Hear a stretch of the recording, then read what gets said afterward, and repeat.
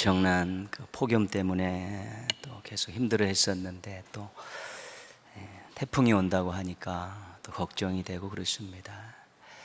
실은 인간들이 그렇게 연약합니다. 마음 가지고 능력 가지고 할 수 있는 일들이 이렇게 많지 않습니다.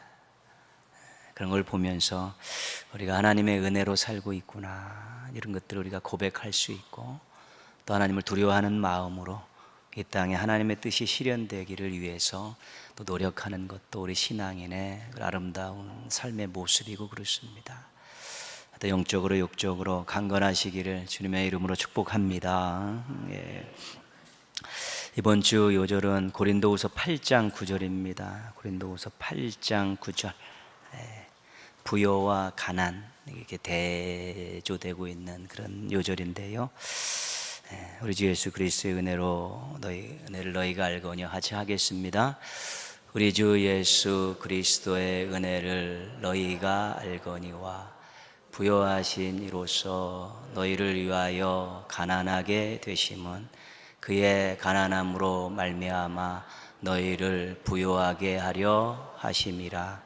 고린도후서 8장 9절 말씀. 아멘. 우리가 이제 몇 주 지나면 살펴봐야 될 말씀인데 어떻게 요절하고 이렇게 맞아 떨어졌습니다. 배경은 이런 것입니다. 예루살렘 교회에 어려움이 생겼습니다. 가뭄도 있었고 교회 자체적으로 재정적으로 큰 어려움이 있었습니다. 그때 사도 바울이 개척한 이방 교회들에게 미리 다 연락을 했죠. 구제 헌금을 모아라. 내가 가서 모으지 않도록 미리미리 모아놨다가 내가 가면 그것들을 줘서 우리 다 모아가지고 예루살렘 교회를 돕자. 이런 구제 헌금 연보 모금 운동을 사도 바울이 계획을 한 것이지요. 그래서 교회마다 그것들을 다 실천했고, 나중에는 각 교회마다 대표자들이 모여가지고 그 헌금을 가지고 예루살렘 교회에 전달하는 아주 큰 역사를 이룬 것이지요. 이러한 엄청난 일을 한 이유가 있습니다. 첫 번째는 은혜를 잊지 말게 하기 위해서입니다. 예루살렘 교회는 희생을 통해서 이방 교회들을 세웠습니다. 그 이방에 있는 사람들은 그들의 복음의 헌신에 의해서 예수 그리스도를 믿고 구원을 받고 교회를 세웠죠. 신앙의 기본은 은혜를 알고 감사하는 것입니다. 이 기본이 무너지면 신앙은 건강할 수 없습니다. 은혜를 알고 감사하는 것, 그것을 위해서 예전은 이 모금 운동을 했었고요. 또 중요한 이유 중에 하나는 교회는 하나다, 이것들을 가르쳐 주기 위해서입니다. 교회가 다 흩어져 살고 있지만 우리는 예수 그리스도의 터전 위에 세워진 한 하나님을 섬기는 하나다, 그런 의미에서 한 지체가 아프면 같이 돕고 같이 아파하고 같이 협력하고 사랑하는 그러한 모습을 가져야 된다, 그런 취지에서 교회의 하나됨을 또 가르쳐 주기 위해서 이 또 구제사업, 구제헌금을 이제 거둔 것이지요.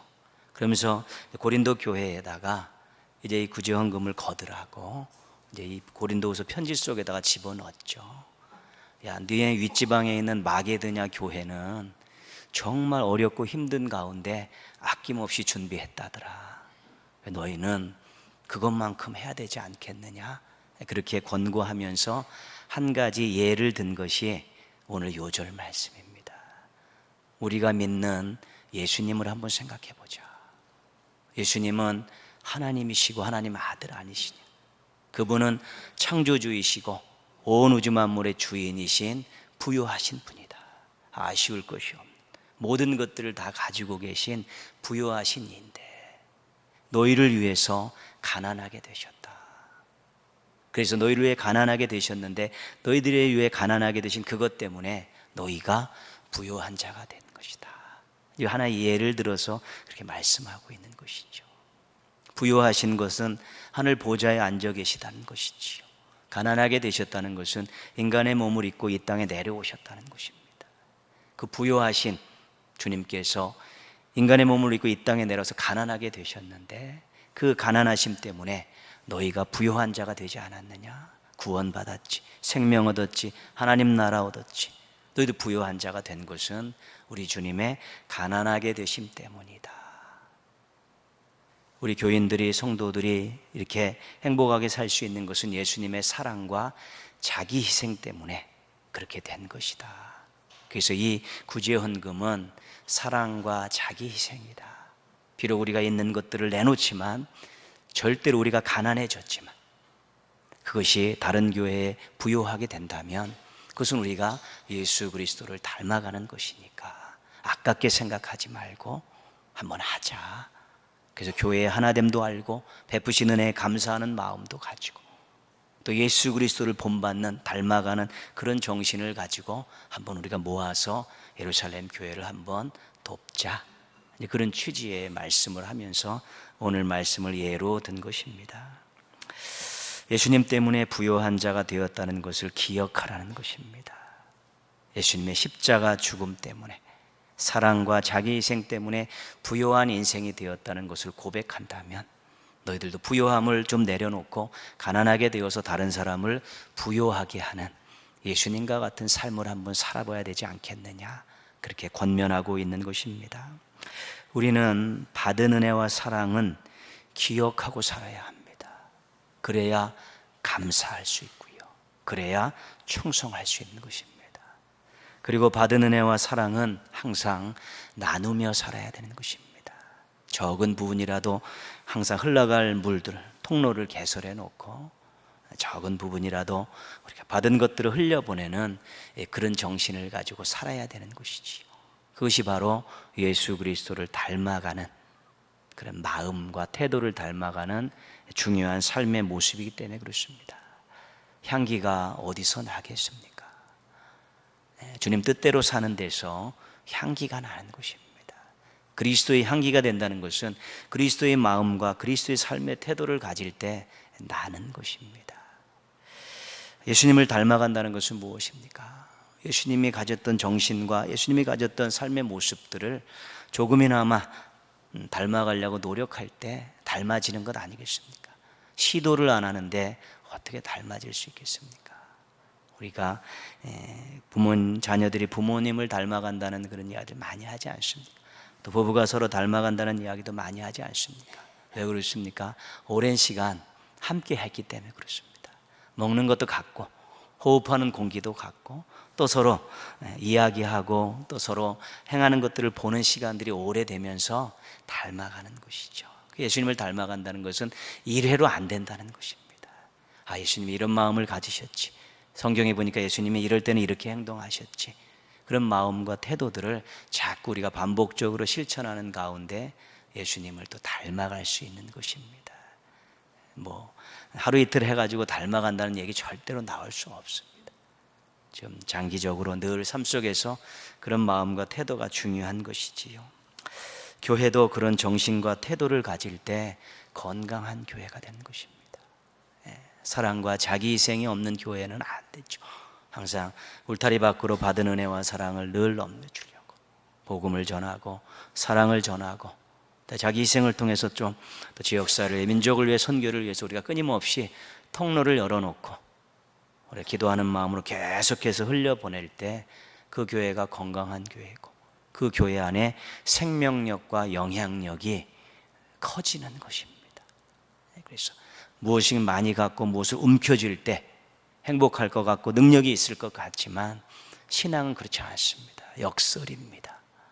오히려 예수님처럼 사랑과 자기 희생으로 자기 밖으로, 교회 바깥으로 받은 은혜와 사랑의 복을 이렇게 흘려보낼 때 이 가슴에 생명력이 있고 그것 때문에 또 영향력이 있게 되는 것입니다. 그래서 항상 우리가 교회 지체로서 또 교회를 생각하면서 참으로 우리가 받은 은혜와 사랑을 잊지 않고 감사하면서 조금씩 우리가 이렇게 나누면서 흘려보내면서 그 통로를 더 넓게 하고 그 양들을 점점 크게 해가는 것이 우리 건강한 교회, 생명력 있는 교회, 영향력 있는 교회의 아름다운 모습이라는 것을 잊지 않고 살아야 하는 것입니다. 이 교회 건물도 다 두고 갑니다. 우리 가지고 있었던 모든 쓰던 것들도 다 두고 갑니다. 주님 앞에 섰을 때 어떤 마음으로 살았고 어떤 태도로 살았는가, 그 믿음과 그것 가지고 주님 앞에 가는 것입니다. 그렇기 때문에 늘 은혜에 감사하고 서로 사랑으로 하나 되고 또 자기 희생으로 또 우리 받은 은혜와 사랑과 복을 자신의 인생 밖으로, 교회 밖으로 흘려보내는 이런 아름다운 모습들 잘 간직하셔서 주님 오실 때까지 쓰임받고 주님 부르실 때까지 쓰임받는 우리 행복한 성도들과 건강한 교회 만들어 가시기를 주님의 이름으로 부탁드리겠습니다. 죽음이라는 것은 누구에게나 한번 찾아오는 것입니다. 부정할 수 없습니다. 그렇지만 많은 사람들은 자연사를 생각합니다. 내가 이 땅에 수한이 다 돼서 이 땅을 떠나야 된다, 그런 생각을 가지고 사는 것이지요. 그러나 실질적으로는 질병이나 사건이나 사고에 의해 죽음을 맞이하는 경우도 있습니다. 그래서 건강관리 잘하고 안전에 신경을 쓰며 사는 것입니다. 때로는 죽음을 각오하고 살고 죽음을 각오하며 일하는 경우도 있습니다. 위험한 직업을 가진 분들입니다. 생계를 위해서 그런 것이고요. 엄청난 희생을 자처하는 분들입니다. 국가나 공익을 위해서 때로는 자신의 죽음을 또 이렇게 흔쾌히 또 받아들이려고 하는 사람도 있고요. 종교적인 신념에 가치를 둔 분들도 죽음에 대해서 조금 더 새로운 각오를 가지고 조금 더 초연하며 살려고 노력하고 그렇습니다. 이 성경에서 죽음에 대해서 신앙적으로 잘 정리하고 사셨던 분은 사도 바울입니다. 그분이 열세권이라는 데 초를 썼기 때문에 그 속에 당연히 많은 내용들이 담겨 있죠. 신앙이 예수님의 십자가 죽음 위에 세워진 것을 강력하게 주장합니다. 신앙은 예수님의 십자가 죽음 위에 세워졌고 신앙인들의 인생은 예수님의 십자가 죽음 위에 세워졌다는 것. 그래서 나는 우리 주 예수 그리스도의 십자가 외에는 결코 자랑할 것이 없다, 그렇게 고백하지요. 이 십자가 신앙입니다. 십자가 신앙의 핵심은 예수 그리스도의 십자가 죽음 때문에 내가 새로운 삶을 살게 됐고, 예수 그리스도의 십자가 죽음 때문에 죽음으로부터 자유를 얻게 되었다, 그렇게 고백하는 것입니다. 그리고 부활이라는 진리를 설명합니다. 육체적으로 죽음을 맞이한 성도들이 새로운 몸으로 다시 살아난다는 것입니다. 이것이 고린도전서 15장과 데살로니가전서 4장에 상세하게 기록이 되어 있습니다. 고린도전서 15장에서는 승리라는 말을 쓰고 있습니다. 그러니까 죽음으로 승리했다, 그랬죠. 십자가 신앙, 갈라디아서에서는 자유, 죽음으로부터 자유를 얻었다 그러는데 고린도전서 15장에서는 죽음과의 싸움에서 우리가 승리했다, 그렇게 말씀하고요. 데살로니가 전서 4장에서는 주님 강림하실 때 우리가 주님을 만나게 될 것이다, 다시 살아나서, 그렇게 이야기합니다. 그러니까 죽음을 이야기하면서 자유를 이야기하고 승리를 이야기하고 주님 다시 만나는 것을 이야기하는 것은 쉽지 않습니다. 그런데 사도 바울은 그의 모든 신앙 고백 가운데에서 그런 고백을 가지고 있고, 그런 고백이 엄청나게 감격스러운 고백이고 중요한 고백이기 때문에 하나님께서는 그것을 성경에 하나님의 말씀으로 담아 놓으신 것입니다. 오늘 말씀도 죽음에 대한 그런 이해를 가지고 한 말입니다. 1절 말씀 보시면요, 같이 한번 읽겠습니다. 만일 땅에 있는 우리의 장막집이 무너지면 하나님께서 지으신 집 곧 손으로 지은 것이 아니요 하늘에 있는 영원한 집이 우리에게 있는 줄 아느니라. 아멘. 하늘과 땅이 대조되고 있고요, 하늘에 있는 영원한 집과 땅에 있는 장막집이 대조되고 있는 것입니다. 그래서 땅에 있는 장막집은 육체를 말하는 것입니다. 육체죠. 이스라엘의 유목민들은 늘 장막을 이동하지 않았습니까? 이동하다가 결국은 낡아서 찢어지고 쓰지 못하면 폐기하는 것이죠. 그래서 육체가 그렇게 항상 연약한 것이죠. 늘 움직이지만 언젠가는 또 폐기될 수 있는 그런 것이죠. 하늘에 있는 영원한 집은 우리가 하나님 나라를 말한다고 그렇게 이야기할 수 있지만 그러면 서로 대조가 되지가 않습니다. 땅에 있는 장막집과 하늘에 있는 영원한 집, 그래서 이걸 하나님 나라고 이걸 육체라 그러면 서로 대조가 되지 않는 것입니다. 이 하늘에 있는 영원한 집은 부활 이후에 새로운 몸을 말하는 것입니다. 땅에 있는 장막집이 무너진다는 것은 죽는다는 것입니다. 그러나 우리가 부활해서 하나님 나라에서 새롭게 얻게 되는 부활의 몸이 있다는 것입니다. 하나님께서 그 몸을 우리에게 허락해 주신다는 것입니다. 이런 말씀을 하는 이유가 무엇입니까? 땅에 있는 장막집은 언젠가는 무너진다. 그렇지만 우리에게는 영원히 처할 하나님 나라가 있다. 이렇게 고백해도 의미상으로는 틀리지 않습니다. 그런데 우리에게는 하나님의 장막집이 무너지는 연약한 장막집은 무너지지만 부활 이후에 하나님께서 새롭게 세우신 영원한 장막집이, 영원한 집이 우리에게 주어진다. 그렇게 말하는 것이지요. 이 말씀을 하는 이유가 무엇이겠습니까? 사도 바울은 죽음을 생각하면서 사명을 감당하고 있다는 것입니다. 끊임없이 지금 복음을 전하는 가운데에서 죽을 고비를 수도 없이 넘기지 않습니까? 그리고 고린도후서를 쓰는 이후에도 계속해서 복음을 전해야 되고 유대인들의 위험, 로마라는 나라의 위험이 여전히 상존해 있고 또 여행하는 것에 대한 위험들이 상존해 있기 때문에 그는 늘 죽음이라는 것을 염두에 두고서 사명을 감당하는 것입니다. 그렇다고 그가 죽음을 두려워하지 않는 것입니다. 이미 다 고백하고 있습니다. 자유를 얻었고 승리했었고 주님 다시 만나는 것을 기대하고 있는 것입니다. 그러면서 오늘 고린도후서에서도 또 이야기하면서 자신의 자서전적인 엄청나게 고난을 당하는 그러한 사명의 길을 계속해서 언급하면서 자신도 죽음을 생각하고 있다는 것입니다. 그러나 이 연약한 육체는 언젠가는 무너지겠지만 언제 무너질지 어떻게 무너질지는 아무도 모르는 것입니다. 그러나 언제 무너지든지 어떻게 무너지든지 그것은 중요하지 않습니다. 언제 어떻게 무너지든지 정말 믿음을 가지고 부활의 소망을 가지고 있는 것이 중요한 것이지요. 언제 무너질지 어떻게 무너질지는 하나님의 소관입니다. 그러나 언제 어떻게 무너질지는 모르지만 그때가 오기 전에 예수 그리스도를 믿는 믿음을 가지고 죽음의 자유와 승리를 만끽하며 주님 앞에 새로운 몸을 입고 쓸 것이라는 확실한 신앙을 갖는 것이 중요한 것입니다. 아벨이 어떻게 죽었습니까? 형에게 맞아 죽지 않았습니까? 그렇지만 성경은 아벨을 불쌍하다고 이야기하지 않습니다. 믿음으로 산 사람이라고 이야기하고 그가 많은 믿음의 사람들의 대변자라고 이야기를 하고 있는 것이죠. 다른 사람은 입으로 하나님의 뜻을 전했지만 아벨은 죽음으로 하나님의 뜻을 전했다고. 너희들도 아벨의 입이 되어서 그것들을 전해야 된다고 그렇게 말씀하고 있지 않습니까? 그러니까 언제 어떻게 장막집이 무너지는 것이 중요한 것이 아니라 무너지기 전까지 믿음을 준비했고 무너지기 전까지 어떻게 살아가느냐가 중요하다는 것입니다. 그 얘기를 지금 하고 싶은 것입니다. 죽음이 두려워서 그러는 것이 아니라 죽음에 대한 모든 것들이 다 정리가 되어 있는데 본인이 정말 그날이 오기까지 어떻게 살 것이라는 것을 고백하고 함께 성도들과 나누고 싶어서 이 일을 하고 계신 것입니다.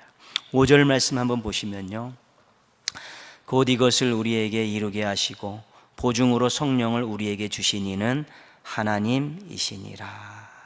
성령님의 역할이 예수님께서 부활 승천하셨을 때 성령님을 주시겠다고 보내주시겠다고 약속하지 않았습니까? 그러니까 성령님이 이 땅에 오셔서 하시는 중요한 일들은 증거입니다. 증거. 성령님은 증거입니다. 무슨 증거냐면 예수님께서 이 땅을 떠나 가시면 성령님이 오신다고 하셨습니다. 보혜사 성령님이 너희에게 오는데 너희에게 유익이 될 것이다, 그렇게 말씀하셨죠. 예수님의 말씀이 진짜라는 증거입니다. 그래서 성령 강림을 경험한 제자들이 생명을 걸고 복음을 전했습니다. 부활을 경험했어도 아직까지도 그들이 거리에 나서지 못했습니다. 예수님이 십자가에 돌아가셨을 때는 전부 숨었습니다. 그리고 예수님이 부활하셨을 때는 아직까지 그들이 나서지 못했습니다. 다락방에서 예수님 보고, 디베랴 강가에서 예수님 보고 그랬지만 부활했다고 그들이 거리로 나서지 못했습니다. 그러나 성령의 강림을 경험하고 그들이 거리로 뛰쳐나갔습니다. 복음을 전했습니다. 왜요? 예수님의 말씀이 진짜다. 하나님 우편에 가신다고 하신 예수님이 하나님 우편에 가셨기 때문에 성령님이 오셨구나. 성령님이 예수님이 하나님 우편에 계신 증거이구나. 우리의 영원한 왕이신 예수 그리스도가 하나님 보좌 우편에 앉아서 지금도 온 우주를, 온 역사를 지금 통치하고 계시구나. 우리가 그분께 복음 전파라는 유임을 받았구나. 이런 것들이 가슴속에 터져나기 시작하면서 그들이 부끄러움을 모르고 수치를 모르고 생명을 걸고 복음을 전하게 되는 것입니다. 성령님이 오신 증거는 예수님이 하나님 보좌 우편에 앉아 계시다는 증거입니다. 그 로마서에서 이렇게 말씀합니다. 성령께서 우리가 하나님의 자녀인 것을 증언하시나니. 우리가 예수 믿고 하나님의 자녀 되었다는 것을 성령님께서 증언해 주십니다. 제일 먼저 누구에게 증언하냐면 자기 자신에게 증언해 주십니다. 너 예수 믿고 구원받은 사람이야. 너 하나님의 아들이야. 그것을 우리가 뭐라고 이야기합니까? 믿음이라고 이야기하는 것입니다. 내가 예수님 믿고 구원받았다는 고백하는 그 믿음을 누가 주시냐면 성령님께서 너 예수님 믿은 거 진짜야. 너 하나님의 자녀야. 우리에게 막 증언을 해주셔서 뜨거운 가슴을 안고 우리가 고백을 하는 것입니다. 그래서 안 믿을 것 같은 사람이 눈물을 펑펑 쏟고 믿게 되는 것입니다. 왜요? 성령님께서 그 가슴 속에 네가 예수 믿고 하나님의 자녀가 구원받았다는 것들을 막 증언해 주시니까 그 증언을 감동을 받고 예수 그리스도를 믿고 그렇게 눈물을 쏟으면서 진리 속으로 돌아오는 것입니다. 성령님께서 그런 증언이 있죠. 이 죽음과 부활과 관계된 것도 성령님께서 증언해 주시는 것입니다. 예수 그리스도에 죽으셨기 때문에 너희가 다시 살 수 있다. 너희가 다시 부활해서 새로운 몸을 입고 하나님 앞에 서는 날이 있다. 이것들을 성령님께서 우리에게 믿음으로 계속 주시는 것입니다. 그 이야기를 7절 말씀에서는 다른 각도로 이야기합니다. 7절 같이 보겠습니다. 이는 우리가 믿음으로 행하고 보는 것으로 행하지 아니함이로다. 그렇죠? 우리가 보는 것으로 행하지 않습니다. 실은 신앙의 대부분의 것들은 다 보이지 않는 것입니다. 보이는 것이 하나도 없습니다. 하나님 안 보이십니다. 하나님 나라 안 보입니다. 신앙과 관계된 부분들의 대다수의 많은 것들은 보이지 않는 것입니다. 보면 믿겠다는 실증주의적인 과학적인 사고들이 이 세상에 편만에 있지만 그들조차도 보이지 않는 것에 대해서는 할 말이 없습니다. 추측할 수밖에 없는 것이죠. 그러나 성령님께서 우리 속에 주신 믿음으로 우리는 보이지 않은 것들, 경험하지 않는 것들을 사실로 마음속에 받아들이는 것입니다. 그래서 믿음이 중요한 것입니다.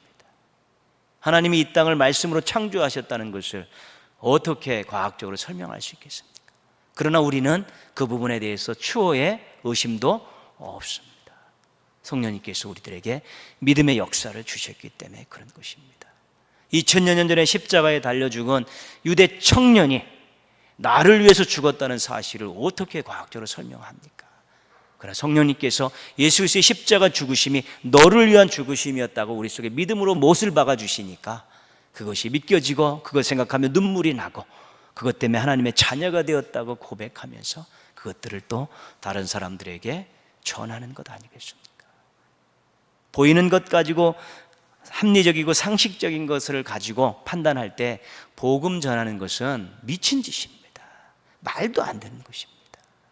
2000년 전에 십자가에 죽은 30살의 유대 청년이 너의 죄 때문에 죽었다고 이야기하는 것 아니겠습니까? 그것을 과학적인 생각, 상식적이고 합리적인 생각을 가진 사람들이 어떻게 받아들일 수 있습니까? 미쳤다고 그랬지요. 그러나 우리는 그것이 분명한 사실 아닙니까? 히브리서 11장 1절은 믿음은 바라는 것들의 실상이요 보이지 않는 것들의 증거다. 보이지 않는데 믿음으로는 그것이 있다, 사실이다라는 증거가 된다는 것이죠.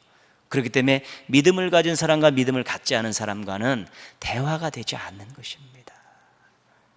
믿음을 갖지 않는 사람들에게는 대화하고 설득하는 것이 아니라 선포하는 것입니다. 하나님의 창조주 되심과 주인 되심과 예수 그리스도의 구주 되심, 이것을 선포하는 것이지 그들을 합리적인 방법으로 설득하는 건 아닙니다. 대화가 되지 않는 것입니다. 우리는 보이지 않는 것들을 믿는 사람들이고 그들은 보이는 것을 믿는 사람들이기 때문에 어떤 대화의 축을 가지고 설득하는 것이 아니라 구원과 관계된, 복음과 관계된, 진리와 관계된 것들을 선포하는 것이고 그 선포 속에서 성령님께서 그들의 마음들을 부수셔서 무릎 꿇게 만드시고 굴복하게 만드시고 주님 앞에 눈물 바람하며 돌아오게 만드시는 것입니다. 그런 역사들을 지금 이야기하는 것입니다.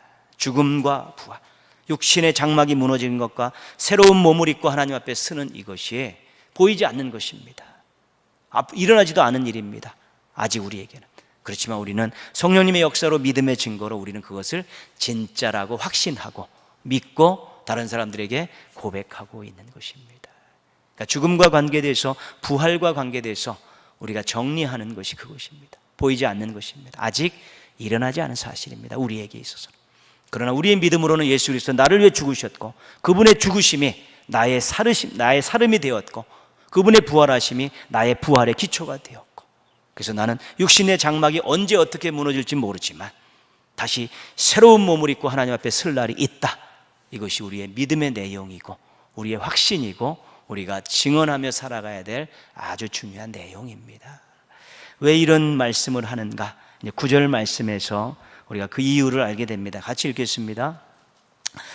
그런즉 우리는 몸으로 있든지 떠나든지 주를 기쁘시게 하는 자가 되기를 힘쓰노라. 아멘. 거기서 몸으로 있든지는 살아있는 것을 말하고요, 떠나든지는 죽는 것을 말합니다. 그러니까 우리가 흔히 쓰는 말로 살든지 죽든지 그래 됐죠. 데살로니가전서 5장 10절에서는 깨어 있든지 자든지 이렇게 표현하고 있습니다. 로마서 14장 8절에는 사나 죽으나 이렇게 표현하고 있습니다. 그러니까 살든지 죽든지 나는 주님을 기쁘시게 하는 자가 되기를 위해서 늘 노력하며 산다. 그 고백을 하기 위해서 죽음과 부활에 대한 문제를 지금 이야기하고 있는 것입니다. 지금 죽어도 좋다는 것입니다. 그게 8절 말씀입니다. 왜요? 새로운 몸을 입을 수 있고 하나님 앞에 갈 수 있으니까, 하나님 나라 갈 수 있으니까. 그런데 아직까지 나에게 생명을 주시고 호흡을 연장시켜 주시는 것은 주님을 기쁘시게 하는 삶에 아직도 부분들이 남아있기 때문이라는 것입니다. 나는 죽든지 살든지 사나 죽으나 주님을 기쁘시게 하는 삶을 살기로 작정했습니다. 이 말을 하고 싶은 것입니다. 언제 어떻게 나의 장막집이 무너지는 것은 중요하지 않습니다. 언제 어떤 방법으로 장막집이 무너지든지 나의 미래는 이미 결정이 되어 있기 때문입니다. 내 믿음이 분명하기 때문입니다. 그러나 아직까지 그 때가 되어지지 않았기 때문에 나는 주님을 기쁘시게 하는 삶을 살기로 작정하고 오늘도 일하고 있습니다. 그 얘기를 하고 싶은 것입니다. 실은 이 고백은 무엇이냐면 최선의 삶을 살겠다는 것입니다. 인생은. 그리고 생명을 걸고 사명 감당하다가 주님 앞에 가겠다는 각오를 피력하고 있는 것입니다. 사나 죽으나 살든지 죽든지 주님을 기쁘시게 하고 싶고 내 몸에서 그리스도가 존귀하게 되기를 원합니다. 그 말은 나는 이미 이 땅을 떠나고 장막집이 무너지면 내 미래는 아름답게 결정이 되어 있기 때문에 이 땅에 호흡이 있는 한 정말로 생명을 걸고 사명 감당하고 멋진 인생 살기 위해, 향기나는 인생 살기 위해서 노력하겠습니다. 그 고백을 우리 고린도 교인들과 함께 나누고 싶었던 것입니다. 10절 말씀 같이 읽겠습니다. 이는 우리가 다 반드시 그리스도의 심판대 앞에 나타나게 되어 각각 선악간에 그 몸으로 행한 것을 따라 받으려 함이라. 그런 각오를 하는 이유가 있습니다. 살든지 죽든지 주님을 기쁘시게 해드리는 삶을 살겠다는 각오를 하는 이유는 주님 만날 날이 있다는 것입니다. 주님 만날 날이 있는데 그때 주님 앞에서 부끄러움 당하지 않기 때문에 그런 마음입니다. 살아있을 때의 게으름, 살아있는 동안의 무책임함, 살아있는 동안의 이 불성실함, 이런 것들을 주님 앞에서 본인은 보여드리기 견딜 수 없다는 것입니다. 살든지 죽든지 주님을 기쁘시게 살겠다는 것은 내가 주님 앞에 설 날이 있는데 그때 정말 부끄럽지 않기 위해서 그렇게 살고 있다. 이것들을, 이런 내용들을 우리 교인들에게 이야기하면서 그런 신앙에 동참할 것을 촉구하고 있고, 오늘 우리들에게도 그런 신앙을 가지고 살기를 또 원하고 있는 것입니다. 신앙적으로 죽음의 문제를 잘 해결해야 합니다. 자유와 승리라는 단어를 쓸 수 있을까? 그렇죠. 죽음의 문제를 잘 우리가 넘어설 수 있어야 되는 것이죠. 부활과 새로운 몸을 입고 하나님 나라에 가는 것, 이런 미래에 대한 부분들까지도 우리가 분명하게 확신을 가지고 있어야만이 우리가 자유가 있고 승리의 기쁨이 있어서 이 땅을 살아가는 데 있어서 더 많은 갈등과 고민을 내려놓고 또 시간을, 또 정신을, 정력을 주님 앞에 잘 쏟을 수 있게 되기 때문에 그렇습니다. 있든지 떠나든지 살든지 죽든지 주님을 기쁘시게 해드리는 신앙인이 되기 위해서는 우리가 항상 육신의 장막은 언제 어떻게 무너질지 모르지만 나에게는 하나님께서 지어놓으신 새로운 부활의 몸이 있고 또 하나님 앞에서 또 서야 될 그날이 있다는 것에 대한 분명한 생각들을 가지고 있어야 되는 것입니다. 결국은 우리의 인생의 초점은 오늘에 있는 것입니다. 왜냐하면 믿음을 가진 우리들은 미래가 결정되어 있기 때문에 그렇습니다. 언제 어떻게 육신의 장막이 무너지든지 우리가 다시 부활해서 새로운 몸을 입고 하나님 나라에 간다는 것은 정해져 있습니다. 우리의 믿음이 변치 않으나, 그러면 아직까지 그날이 오지 않았는데 그 전까지 우리의 인생의 초점은 오늘에 있는 것입니다. 내가 주님을 기쁘시게 해드리는 인생을 살아갈 각오가 있는가? 내가 주님을 기쁘시게 해드리기 위한 삶의 모습들을 가지고 있는가? 그런 것들이 신앙에 있어서는 가장 중요한 내용입니다. 그래서 오늘도 우리가 주님 앞에 이렇게 모이지 않았습니까? 주 앞에 찬송과 영광을 올려드리고 남은 인생, 우리의 인생을 향한 주님의 뜻이 무엇인가? 주님을 기쁘시게 하는 것이라고 오늘 우리들에게 말씀해 주고 있습니다. 여러분의 건강의 형편대로, 또 가정의 형편대로, 또 직업에 맞추어서, 또 여러분의 신앙과 사명에 맞추어서 주님을 기쁘시게 해드리겠다는 그런 각오를 가지고 기도하면서 잘 달려가시면 정말 주님이 기뻐하시는 인생 살아갈 수 있고요, 그렇게 살아갈 수 있도록 우리 하나님께서 도와주실 것입니다. 또 새롭게 해주시고 채워주시고 또 인도해 주실 것입니다. 사나 죽으나 있든지 떠나든지 주님을 기쁘시게 해드리는 멋진 인생들 되시기를 주님의 이름으로 축복합니다.